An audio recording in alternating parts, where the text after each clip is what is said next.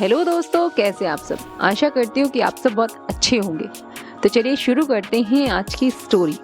आज की स्टोरी है चिड़िया का जादू। एक जंगल में एक विशाल पेड़ पर सोना नाम की चिड़िया अपने बच्चों के साथ रहती थी। वो दिल की बहुत अच्छी थी पर थोड़ी आलसी थी। उसी पेड़ के नीचे एक रैना नाम की चींटी अपनी टोली के साथ बिल में रहती थी। चिड़िया बोली, रैना, मैं देखती हूँ तुम लोग दिन भर काम में लगी रहती हो और दाना पाने के बाद उसी को बिल में ले जाती हो और रख लेती हो। कुछ आराम भी कर लिया करो। चींटी बोली, सोना बहन, हम लोग भविष्य के लिए खाने की व्यवस्था करते हैं। मौसम हमेशा एक सा नहीं होता है। बचत बहुत जरूरी है और बचत के लिए मेहनत करनी ही पड़ती है। मैं तो तुम्हें भी राय दूंगी कि तुम भी आने वाले कल के लिए पहले से ही दाने पानी की व्यवस्था कर लो। चिड़िया बोली, हमें जब भूख लगती है तब हम खाना खा लेते हैं और आराम करते हैं। उसके बाद कल की चिंता नहीं करते। चींटी बोली, सोना बहन, मान लो कल मौसम बिगड़ गया और तुम्हें बाहर जाने का मौका भी ना मिला तो तुम खाना पानी की व्यवस्था कैसे करोगी। चिड़िया बोली, हम पंछी हैं, जरा भी मौका मिलेगा तो व्यवस्था कर ही लेते हैं। बस इसी तरीके से समय बीतता रहा और गर्मी के बाद बरसात का मौसम आने वाला था।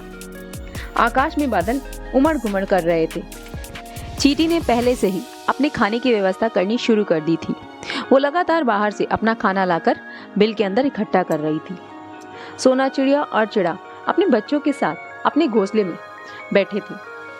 चिड़िया बोली, रैना भी हमेशा परेशानी मोल लेती रहती है और बाकी चींटियों को भी काम पर लगाए रखती है। चिड़ा बोला, अरे जरा से बादल क्या देखे, ये सब चिंता में डूब गई। अभी तो 2-3 दिन बाद बादल इकट्ठे होंगे, इसके बाद शायद बरसात हो सकती है। इस बीच लंबा समय है। रैना चींटी ने उनकी बात सुन ली और रुक गई। चींटी बोली, सोना बहन, मौसम का कोई भरोसा नहीं होता है। समय रहते अपनी तैयारी कर लेने में कोई बुराई नहीं है। मैं तो कहती हूँ तुम भी अपने खाने की व्यवस्था कर लो। चिड़िया बोली, हाँ, 1-2 दिन के बाद विचार करूंगी। अभी तो 2-3 दिन पूरा आराम करने का इरादा है। चिड़ा बोला, आज करे सो कल कर, कल करे सो परसों, इतनी जल्दी क्या पड़ी है जब जीना है बरसों। इस तरह चिड़ा ने भी सोना चिड़िया का पूरा समर्थन कर दिया। दोनों आलस करके आराम करते रहे। बच्चों को खिला दिया और खा लिया। खाने की बचत बिल्कुल भी नहीं की। दूसरे दिन सुबह ही बादल गरजने लगे और देखते ही देखते बारिश जोरों से शुरू हो गई। सोना चिड़िया ने मौसम के बारे में ऐसी आशा नहीं की थी। अब वह बाहर भी नहीं जा सकती थी। तेज बरसात में खाने की कोई व्यवस्था नहीं हो सकती थी। पानी बरसता ही रहा। यह बरसात तो रुकने का नाम ही नहीं ले रही। सोना चिड़िया बोली, हम भूख बर्दाश्त कर लेंगे, लेकिन बच्चों का क्या होगा। रैना सही कह रही थी। हमने आलस के वशीभूत होकर उसकी बात नहीं मानी। अब क्या किया जाए, पानी रुकने वाला ही नहीं। कुछ देर बाद सोना ने देखा कि चींटियों की टोली पेड़ पर चढ़ रही है और सभी चींटियों के मुंह में दाने थे। सबसे आगे रैना चींटी थी। वह सब दाने लेकर सोना के घोंसले तक पहुंच गई। सबने अपने दाने घोंसले में रखने शुरू कर दिए। चिड़ा और सोना चिड़िया देखते ही रह गए। चींटी बोली, सोना बहन, बच्चों को खिलाओ और आप लोग भी खाओ। आगे के लिए भी हमने पर्याप्त व्यवस्था कर दी है। समय रहते ही बचत कर लो। हाँ रानी बहन, तुम सही कह रही हो। हमें दाने और खाने की बचत करनी चाहिए थी। आज आलस के कारण मेरे पास कुछ भी नहीं रहा।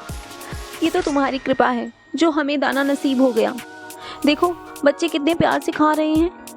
अब मैं हमेशा समय रहते खाने की बचत करूंगी ताकि समय रहते पछताना ना पड़े। बहुत बहुत धन्यवाद। सोना बहन, हम तुम्हारे पड़ोसी हैं और पड़ोसी का साथ निभाना और उसकी मदद करना दूसरे पड़ोसी का धर्म होता है। मुझे इस बात की खुशी है कि तुम भविष्य में बचत के बारे में कदम उठाने के लिए तैयार हो गई। सोना को रैना की बात बहुत अच्छी लगी और उसी दिन से दोनों पक्की सहेली बन गई। एक दिन एक छिपकली पेड़ के नीचे आ गई। वह आसपास कीड़े मकोड़ों को खा रही थी। वह रैना के बिल के पास पहुंच गई थी। सोना ने उसे देख लिया था। रैना, तुम बिल में ही रहना, बाहर मत निकलना और दूसरों को भी मत निकलने देना। एक छिपकली बाहर आ गई है और घात लगा कर के बैठी है। मैं अभी इसका इंतजाम करती हूँ।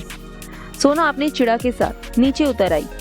हे छिपकली, लगता है तुम भूल गई अपना रास्ता और भूलकर हमारी गली में आ गई हो। जा, पतली गली से निकल जा, वरना ऊपर भेज दूंगी। यह मेरी सहेली रहती है अपनी टोली और अपने बच्चों के साथ। मैं तो यहाँ टहलने आई थी, कुछ देर बाद चली जाऊंगी। जोरों की भूख लगी है, पहले भूख तो मिटा लूं। भूख की बच्ची, भाग गए यहाँ से, वरना तेरे सर पर 100 छेद बना दूंगी। इतना कहकर चिड़िया और चिड़ा ने अपने चोंच से छिपकली को मारना शुरू कर दिया। छिपकली बोली, अरे बाप रे बाप, मैं तो मर गई। सर में सुई चुभ रही है, ये दोनों मिलकर मुझे मार ही डालेंगे। मुझे माफ करो भाई, मैं भाग रही हूँ। इतना कहकर छिपकली वहां से भाग गई और भूल कर भी पीछे मुड़कर कभी ना देखा। रैना बहन, अब बाहर आ जाओ, मुसीबत भाग गई है, अब कभी लौटकर नहीं आएगी। अगर लौटने की सोचेगी भी ना तो उसे हमारी चोंच की मार याद आ जाएगी। बहुत बहुत धन्यवाद सोना बहन। इसमें क्या धन्यवाद, ये तो एक पड़ोसी का धर्म है। चलो, इस बात पर मुंह मीठा होना चाहिए। रैना अपनी टोली के साथ शक्कर के दाने लेकर पेड़ पर आ गई और सभी ने बड़े ही प्यार से मुंह मीठा किया। इस तरह रैना और सोना की दोस्ती हमेशा के लिए चलती ही रही। अब अगर कहानी अच्छी लगी हो तो इसे लाइक कीजिएगा और चैनल को सब्सक्राइब कीजिएगा और ज़्यादा से ज़्यादा शेयर कीजिएगा। मेरे चैनल को सपोर्ट करिए। Thanks for watching, bye bye.